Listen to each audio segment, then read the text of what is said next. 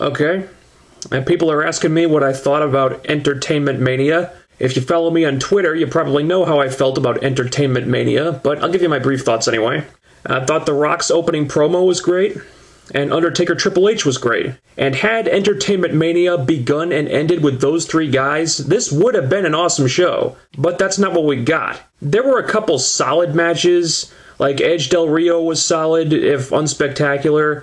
Rey Mysterio Cody Rhodes was pretty good. Not as good as they should have been, but those guys gave respectable performances at least. But everything else was completely and universally disappointing, especially the main event. Especially the main event. There are no hyperboles here. I am not exaggerating when I say that main event was worse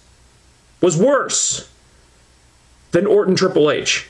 It was that bad. I don't know what the hell happened here. Neither of these guys are brilliant in the ring, but they're both better than this. And the build-up did them no favors at all, because that crowd knew nothing important was going to happen until The Rock came out. So for the majority of this match, you basically had 72,000 fans sitting there in a state of complete apathy. And the final nail in the coffin was that all the hype for this, up to and including the match itself, was really just a setup for Rock Cena at Entertainmentmania 28. And am I excited for that? You bet your candy ass I am. But they pretty much had to throw this show under the bus to do it. And sure, that's great for next year, but what are you going to do about all the people who felt ripped off this year? I streamed this show, but I feel bad for anyone who actually paid money for this because this was a colossal waste of money. This was a one-match pay-per-view and everyone knows it. And sadly, the US title match, which probably would have been one of the best matches of the night, got bumped off the main card so they could fit in a Pee Wee Herman cameo, an appearance by Mae Young slapping The Rock's ass, the pointless Snoop Dogg segment with rap and Hornswoggle. Like, oh god, it just gets worse and worse. The 3-minute Snooki match, the 90-second 8-man tag, Cole versus Lawler, which was like 3 times longer than it should have been, and so on and so on. Oh, what a bunch of bull. It's astonishing to me that they actually had to cut a match from this pay-per-view, a match that had already been announced for this pay-per-view, when you consider the ridiculous amount of filler material on display here. And for a show that people were actually paying upwards of like $60 for, there's no excuse for that. Entertainmentmania 27 equals big, fat fail. And that's it. That's all I'm going to say about that piece of shit show. Segment over.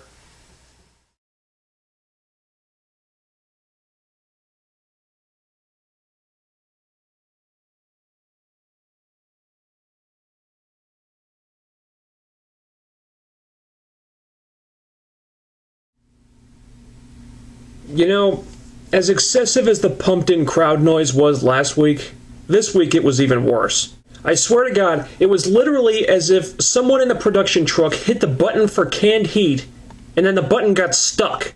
I know the crowd in the impact zone sucks, okay? I know they hardly ever react to anything anymore, but you can't overcompensate for it this much. It doesn't look real. It doesn't sound real. It just comes off really badly on television. And when you have it turned up that much, it makes it even worse. I remember after the Knockouts tag title match, it was turned up so high, I could barely hear the announcers. And during Jeff Jarrett's in-ring promo, it was turned up so high, I had trouble hearing what Jarrett was saying. And maybe this was just an audio problem they were having, because honestly, the sound quality in general seemed kind of screwy this week. I mean, this was really noticeable during the Anderson-Van Dam backstage brawl, where I was thinking, man, who the hell mic'd these guys? This is terrible. That being said, cool it with the pumped-in crowd noise. Because if your canned heat is so excessive that it's drowning out not only the announcers, but the wrestlers who are trying to cut promos, then you need to tone down your canned heat, because your canned heat is too fucking loud. Anywho, there were some things this week that I liked, and there were some things this week that I did not like. And I think I'll do the good stuff first this time. First of all, they really threw Murphy and Rob Terry under the bus this week. It seems like now that they've made some changes to Immortal's lineup, maybe they're weeding out some of the idiots that were in there, and that's definitely a good thing. You saw Hogan saying how worthless they are and that they were embarrassing Immortal and stuff like that, which I tweeted about. I said, it looks like Hogan finally realized that Murphy and Rob Terry are worthless pieces of crap. What the hell took him so long? And Samoa Joe destroys Murphy in a match in like 30 seconds, and then Ken Anderson made Murphy and Terry look like fools, and I got a kick out of that. I'm hoping this was just a way to write those two losers off the show because they suck, and they're just taking up space at this point. Second, I can't believe they did this, but they actually took the time to explain how Christopher Daniels was just able to show up from out of nowhere last week. Now, I had this same complaint when Scott Steiner showed up. If Hogan and Bischoff have complete control of the company now, then who the hell signed Scott Steiner? Huh? Who signed him? Daniels, same thing. How was he able to just show up like that? The network. The network wants him there, and what the network wants, the network gets. Okay, thank you. Maybe it doesn't make complete sense, but at least it's some kind of explanation. So they're not just leaving that plot hole out there. Third, Kurt Angle said he was never put in jail because the police saw the video evidence of Jeff and Karen filing the false police report against him. Thank you. Saying Kurt Angle is in jail when the evidence proving his innocence is right there on the screen would have been fucking ludicrous. And since the cops saw this, I imagine they will now be arresting Jeff and Karen for breaking the law by filing that false police report. Right? Right? One has to wonder why the police never bothered to look at that video evidence of Hogan and Bischoff committing massive multi-million-dollar fraud when they stole TNA from Dixie Carter. But maybe I just need to let that one go at this point. Fourth, there was an X Division match on the show. That's 2 weeks in a row Impact has had an X Division match on it. Hot damn. And fifth, a good opening segment. It's only 13 minutes. No never-ending Immortal promos this week. They start the show with Daniels, which was smart, but then he cuts pretty much the same promo he cut at the end of the show last week, which shows why last week's Impact should have ended with Daniels in the ring instead of those post-match promos. Still, it was a good promo regardless. Then, Immortal comes out and they do the setup for the Bully Ray Daniels match. At some point, this became a lumberjack match. Honestly, I don't know if that gimmick was even announced beforehand. And if it was, then I completely missed it. And if you book a match like that in such a way that your audience isn't even aware of the gimmick, stupid. Even stupider was having Daniels' job in his first match back. You had Bully Ray mocking him for the guy liner and the nail polish, saying he looks stupid. Ric Flair saying he has no idea who Daniels is. That makes him look like a nobody. Then you have him lose in a pretty short match, confirming to the audience that what they just said about this guy was right. That's not how you get someone over. That's not how you make someone look like a star. That's how you bury them. I felt really bad for Daniels. He just wrestled for the world title in ROH against Eddie Edwards, then he comes back to TNA, and in his first match back, he jobs to freaking Bully Ray. That sucks. And I keep hearing the excuse that Daniels only lost because of Hogan, and that means he's getting a really huge rub or something like that. No, it doesn't.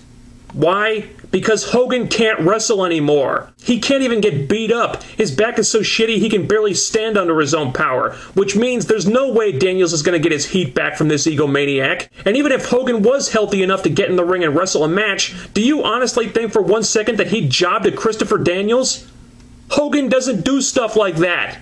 In my opinion, if Hogan isn't healthy enough to let one of the wrestlers beat the shit out of him, then he shouldn't be laying a finger on anyone because they're always going to be doing everything under the sun to protect his geriatric ass, which just ends up making everybody else look bad. They had a match with Mexican America versus Tommy Dreamer and Devon. It was really short and the heels won by cheating. It's idiotic that they would need to cheat to beat Dreamer and Devon, two guys who shouldn't even be on television at this point. Come on, they should just plow right through these guys and win clean. That would have put them over way better than this did. Then there was the 6-man tag X Division match. I think it went about 5 minutes and ended when Max turned on Jeremy and took off his Gen Me armband. And I can't help but think that this breakup angle might have actually meant something if it hadn't been done so half-assed. But there was barely any time devoted to this, and it really just seemed to come out of nowhere. So I don't know why we're supposed to care about this breakup angle because even the writers don't seem to care about it. Then they had a blink and you miss it Knockouts tag title match, which was pretty much just Velvet Sky on the offense for about 60 seconds,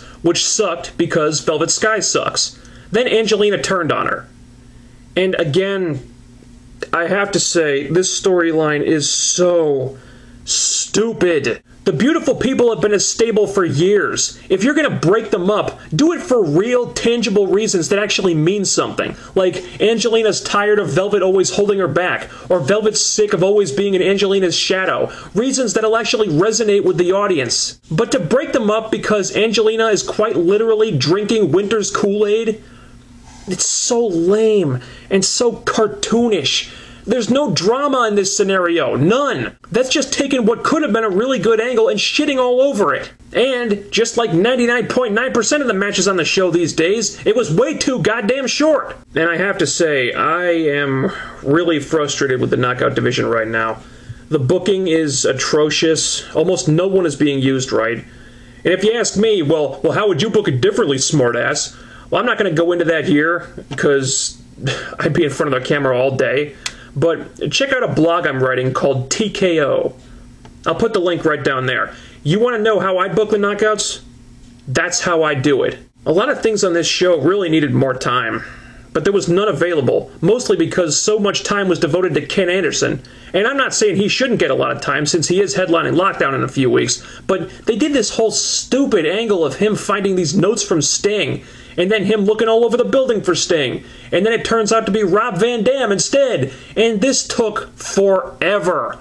And it wasn't even good either. Why was Van Dam pretending to be Sting? He makes Anderson think these notes are from Sting, and instead of just writing, "I'm in the rafters, come and get me," he has Anderson look all over the damn building for him with no guarantee Anderson would even look in the rafters. And then Van Dam puts on the trench coat to impersonate Sting, only to jump Anderson from behind, rendering the whole Sting fake-out completely unnecessary. And I have no idea what this whole thing was supposed to accomplish, other than wasting about 20 minutes of TV time. You could have literally cut this down to a 2-minute segment where Van Dam jumps Anderson in the locker room and gotten the exact same result, which would have freed up a lot of time for other stuff that really needed it. The time management on this show sucks. Sucks.